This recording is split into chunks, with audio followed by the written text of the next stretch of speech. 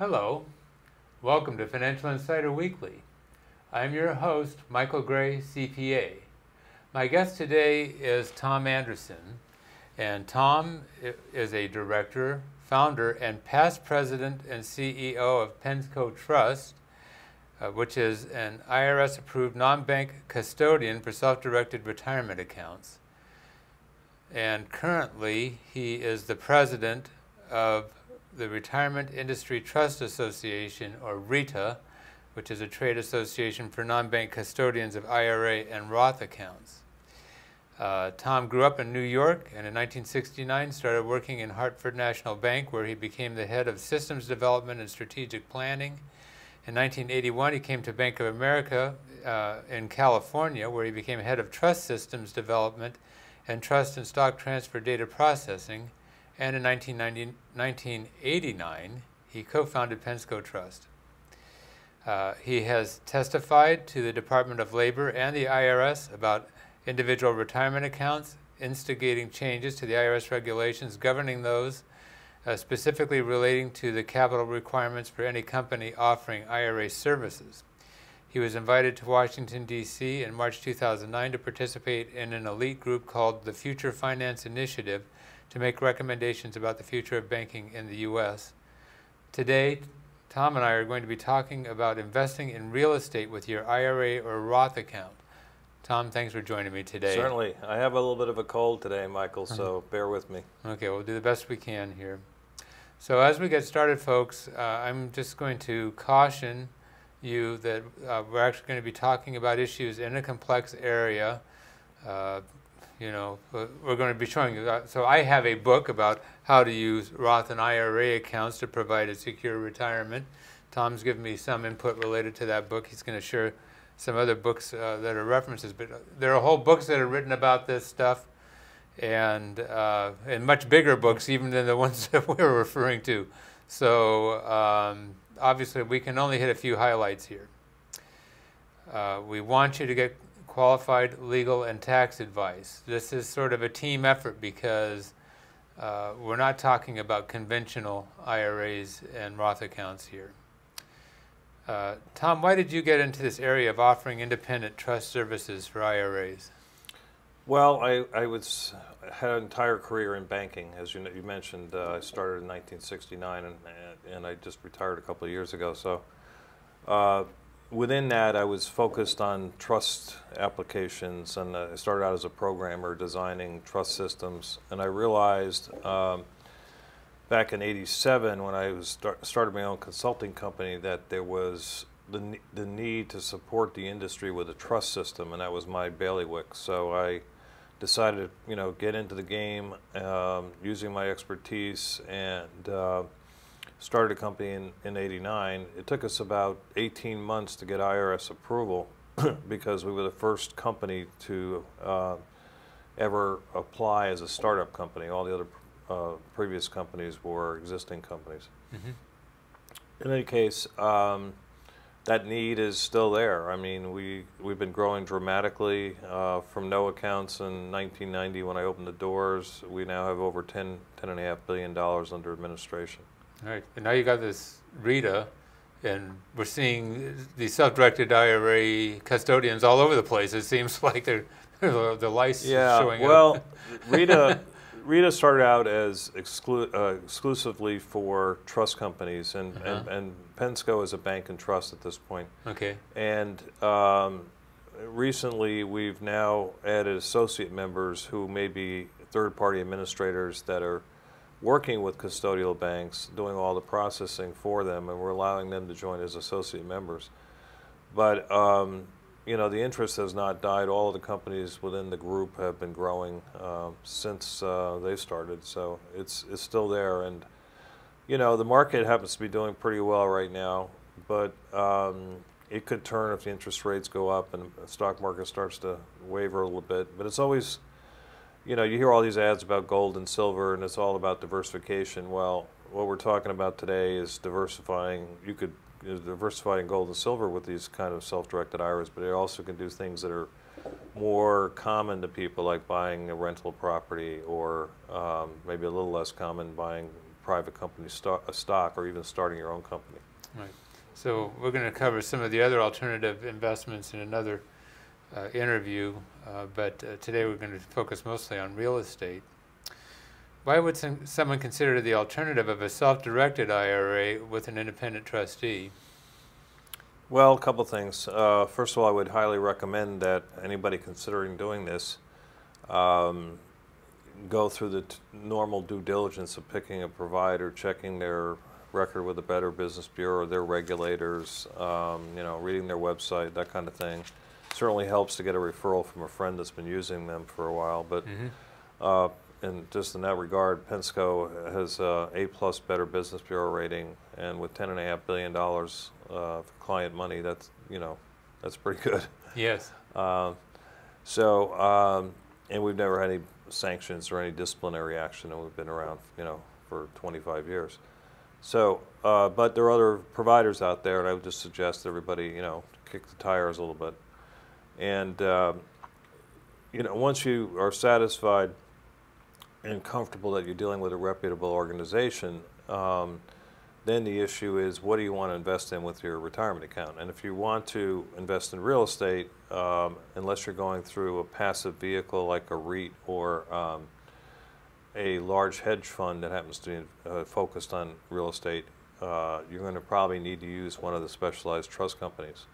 And that's because, unlike buying a unit of a REIT or investing in a hedge fund, which actually is a little more time consuming, but when you buy a piece of real estate, let's assume you want to buy a two-bedroom house in Tennessee to rent it out. That transaction can take a month and a half, because the first thing you do is you bring your money into the trustee, and then you approach whoever is selling this thing, either through a broker or otherwise, and then paperwork is drawn up.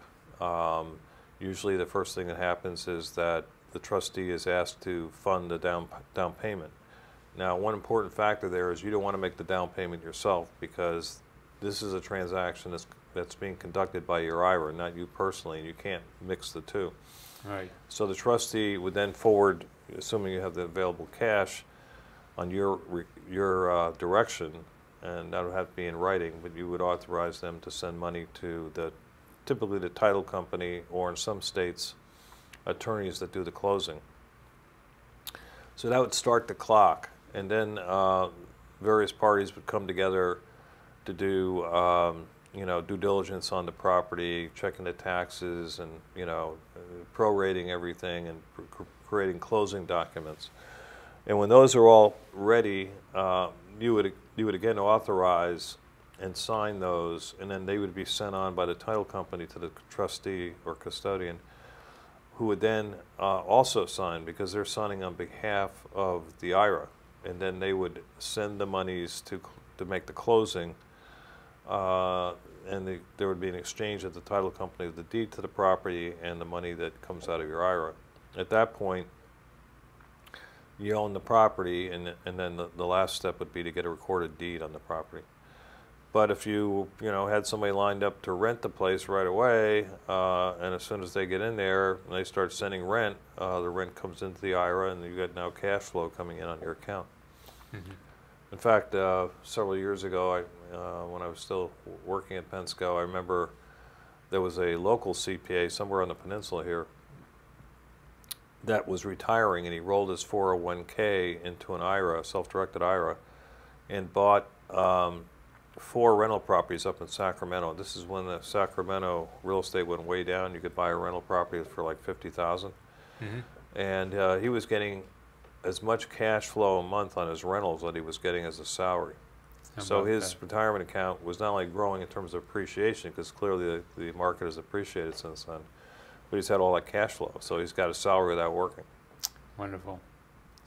Now, how does a service at a self-directed custodian like Pensco, how's that different from like if you're dealing with a bank or with a brokerage company? Well, again, I want to point out that most of these custodians, while they are trust companies, they are also considered banks in their various states.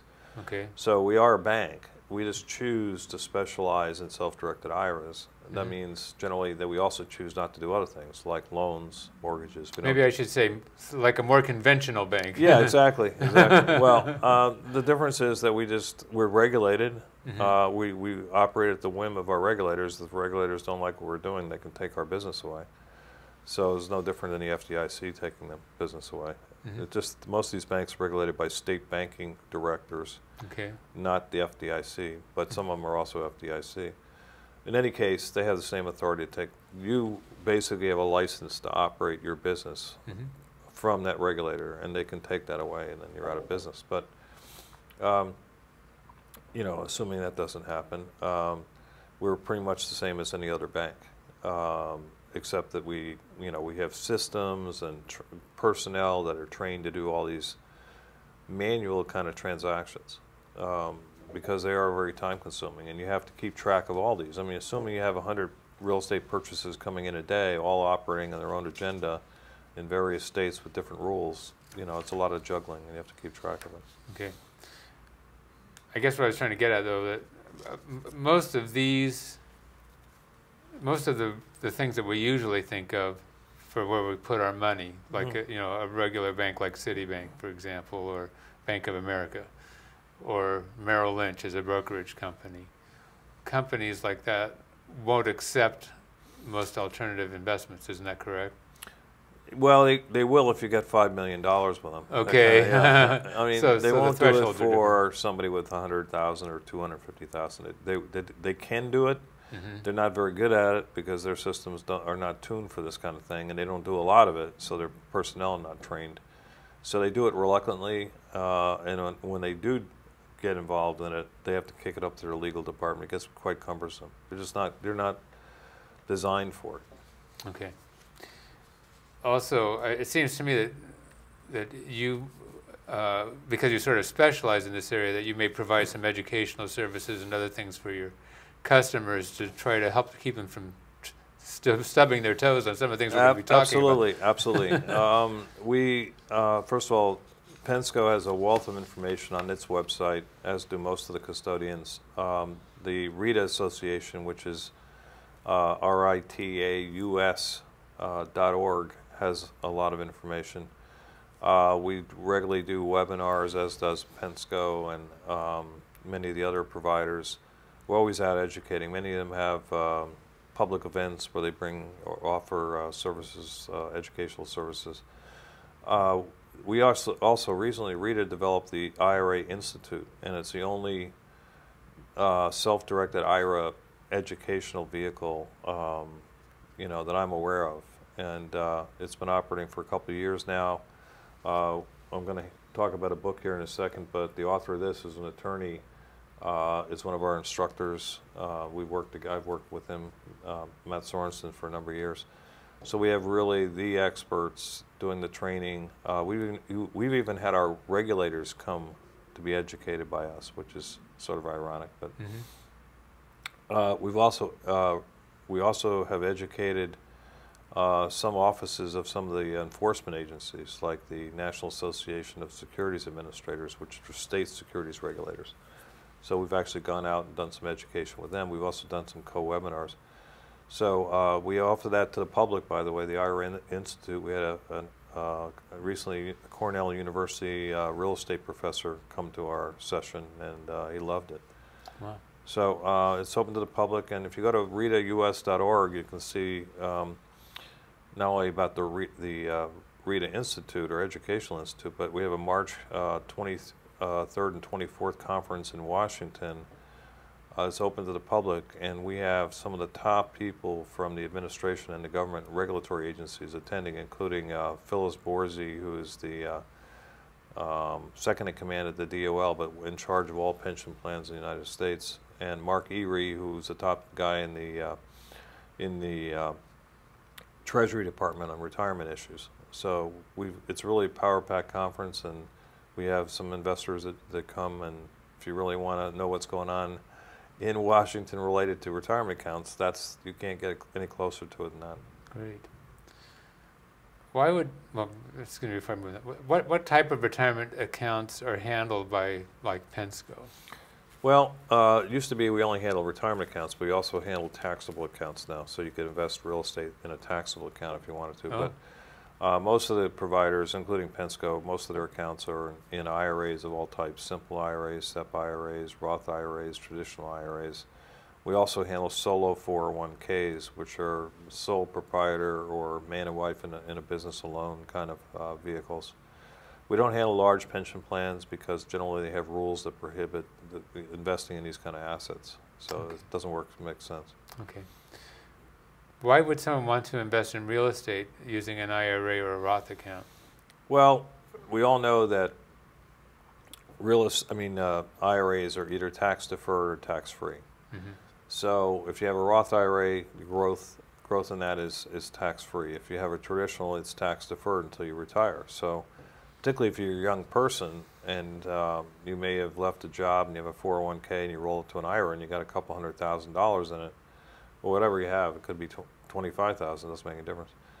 And you want to make a long-term investment in some piece of property because you think it's right next to something that's going to grow. In fact, I've got a son-in-law who's a real estate appraiser for one of the top accounting firms, mm-hmm. and he thinks that there's a highway going through this area near Sacramento, and it's going to bring a lot of growth. He wants to buy a parcel with his Iras, so he just asked me about it, even though we've known each other for a long time. So, yeah, you know, if you see an opportunity that you have sort of a handle on, you might have some friend that's doing something in a private company you think is really great. But anyway, back to real estate, the tax deferred and tax free status, depending on what kind of account, applies to all income as well. So if you get rental income, that keeps growing and compounding inside your IRA, tax deferred or tax free. The other thing is that, unbeknownst to many people, and there's a book about that here that I'll mention right now, it's called Leverage Your IRA in Real Estate. So this entire book is about using an IRA to borrow money to close on a property. So you can put like 25% down from your IRA and borrow the 75 from a bank, mm-hmm. and they'll lend it to you. And the author of this book, Matt Allen, is a personal friend, started this ability about 10, 12 years ago. And they've been doing it ever since, this particular bank, which is out of Kansas City, mm-hmm. North American Savings Bank. But anyway, this book, by the way, is available. Both of these books are available on Amazon, Leverage Your IRA, and this one's called The Self-Directed Ira Handbook by Matt Sorensen, S-O-R-E-N-S-O-N. And again, this is by Matt Allen, but they're both available on Amazon. They're relatively inexpensive. But, you know, if you get the compound growth in there and, you know, maybe you get appreciation, and if you're using leverage, you know, there is a tax that's associated with that. I don't know if you want to get into it. It's rather complicated, but we'll talk about it. But I think we'll just say very briefly because we only have about 10 minutes left. All right. So it's going to get away from us. But there is a tax that's called the Unrelated Business Tax that applies. The thing is, when you're talking about real estate, though, that the income is usually sheltered by the interest that you pay on that loan, by the expenses that you have for the property, and by depreciation. And so there usually isn't much income in the earlier years, and maybe in the later years there could be. By then, hopefully, you got the mortgage paid off. Right. So anyway, so it is something to be aware of when you're getting into it, and the reason why you want to work with a tax professional when you have one of these accounts. Yeah, one thing that's important to point out, though, is if you, let's say, have an old 401k, you could roll it to a solo 401k. And when you do that, you could roll to an IRA. You could roll it to an IRA, but when you use the solo 401k, there's no UBIT. Oh, that's right. You avoid the unrelated business income tax altogether. So you could put the 25% down, borrow the balance of from the bank. All the income coming into the account would be tax deferred. Okay. So yeah. So if you have a 401k or a pension account, if you will, a corporate or business retirement account. Other than a SEP, which is an IRA, right? Okay, those are not subject to this unrelated business tax related to leveraged real estate. So yeah, it has to be real estate investment. It goes back to 1980 when the savings and loans were bailed out, and the government went to banks and said, we'll give you an exemption on the tax on leverage if you take these off the books of the savings and loans. Okay. Okay. So again, time's going to get away from us, but when sometimes you do have these income tax returns that can apply depending on the type of investments that you have. Who is responsible for preparing that income tax return? Yeah, it's called a 990T, and technically it's either the owner of the IRA, who's the fiduciary, or their agent, whether it's a CPA or somebody else, or even the company that they might invest in. So if you invest in a real estate company that's using leverage, they might generate 990T is called form. It'll get sent to the custodian. The custodian will sign it and will issue a check to the IRS for the amount of tax. But in all cases, banks and trust companies do not prepare this, and the main reason is they're not always in a position to know the details, particularly if it's a passive investment. Only the company that has that investment would know how much is involved. Right. So another thing that can be subject to this unrelated business tax, and this is not exempt for 401ks, but I'm sort of sliding through this quickly, so apologize for that.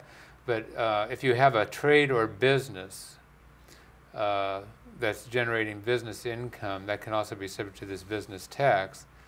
And in some cases, for people that like do a lot of flipping of real estate or something, it could be held possibly to be a trade or business.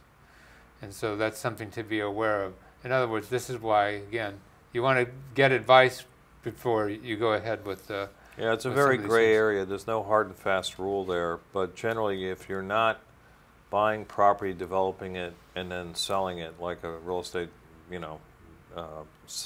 subdivision or something like that, which would clearly be a real estate development company. And if you don't flip every 24 days or something like that, if you do a couple a year, that's probably not going to be considered subject to unrelated business income tax. So we'll see. It's a little bit of a gray area.